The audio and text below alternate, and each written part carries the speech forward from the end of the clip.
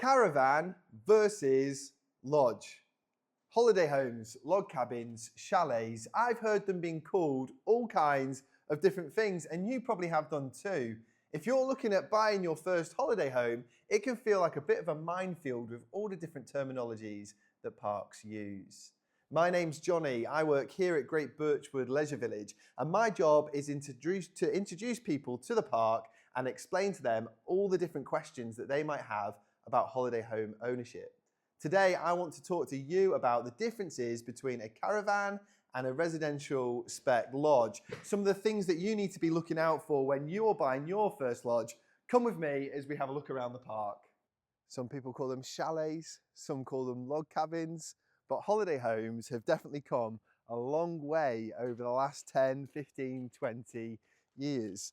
I wanted to just explain maybe some of the differences between a caravan or a lodge or any of the other terms that you've heard used for holiday homes. Now, basically, there is a nerdy answer to this. All holiday homes can be used however much you want in accordance to the park that you're buying on. But there's a subtle difference between a caravan, static caravan, and a residential spec lodge. And it all comes down to what they are built out of. There is a special code that a lodge has to be built to be able to claim that it is a residential spec lodge or a park home. This is BS 3632, British Standard 3632. So if you are looking for a residential spec park home or a lodge, that is the sticker that you want to see written on your lodge. What does it mean? It means that it's built to a slightly bigger standard, a thicker chassis, usually galvanized, bigger, thicker insulation, and better heating systems. Now, does that mean a holiday home, something like this, a caravan, is any worse?